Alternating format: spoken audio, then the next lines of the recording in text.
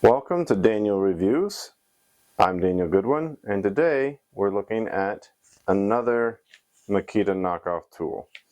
This is not a Makita, although it sports the familiar colors and definitely would want to give you the opinion or appearance that it's a Makita. It's not. It's an Edtran. I purchased this on either Temu or Amazon. I'll have the link below. As always, just to be clear, I do not make any money off of these reviews. I just figure these are tools that nobody really gets any legitimate information on, so I thought maybe I would try to do a quick overview and explain how it does in my findings. So this is, again, a Chinese clone of a Makita heat gun, and it does use the Makita 18v LXT batteries. It works flawlessly with the design. Some of them I've had issues where they don't fit in there very well and I have to finagle. This one works just perfectly. No issues. It's very basic in terms of operation. We'll go over that in a minute, but let's put it to the test. In terms of features, it's very basic. There's simply a safety here. You can see that where you press in and pull the trigger, hear it kick on, and it stays on. See how it clicked to back to keep it gone?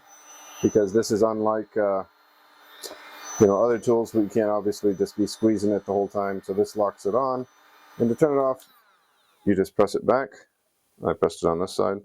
If you can see it, just press on that and pull the trigger, and it turns it off. Very, very simple. There's no additional safeties.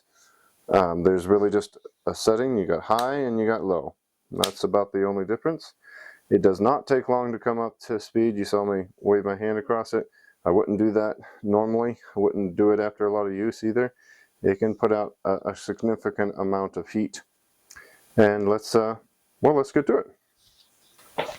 Okay, to be fair, I haven't used a heat gun too much. Haven't really had a use for it. There's a few things I know that are beneficial for it, but today we're going to be putting some cable lugs on this cable and securing them with a shrink wrap. So let's get into that.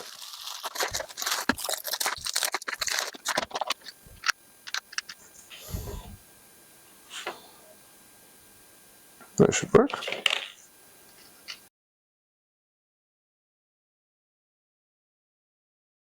I'm just going to slide. First, I'm going to twist the end of this, make it nice and tight, and then I'm going to slide these covers right over the cable. And then I'm going to slide the lug on the end, and bring up the sleeve like that. Go ahead and do the other one as well.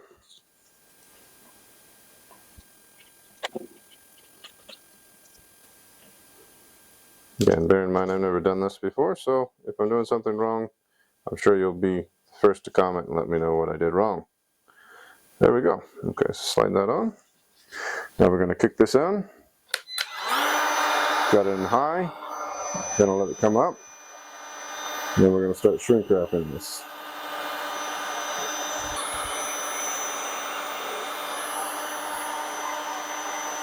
Oh yeah, it's already starting to do it.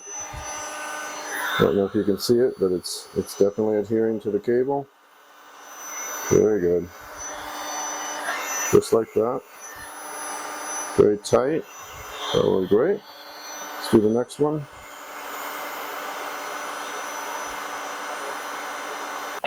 And I should mention that it did come with these 3 tips that you can attach to it. For the most part, I think the only one that I saw immediate use case was this one, which puts it to a more concentrated tip. Probably could have used that for our little project of putting the cable lugs on these here. It probably would have helped directed the flow a little bit more. But otherwise, it's just personal preference. These obviously, the idea you having a wider spread. Not even sure really this one's a little interesting. So I wouldn't say these are anything special, but they did come with it. Okay, so how hot does it get? Glad you asked. Let's see.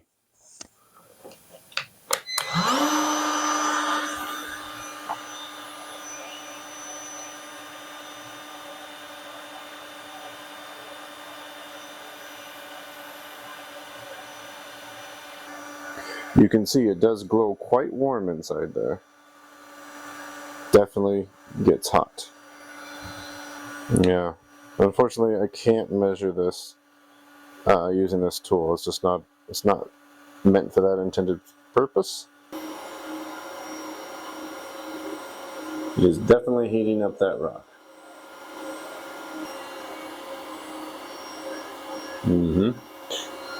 Okay, boring.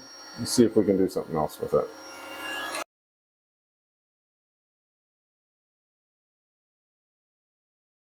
Okay, so my attempt to measure the actual output heat of this gun was kind of an abject failure. The tool I was using really isn't designed to measure moving air like that, and so that just wasn't practical.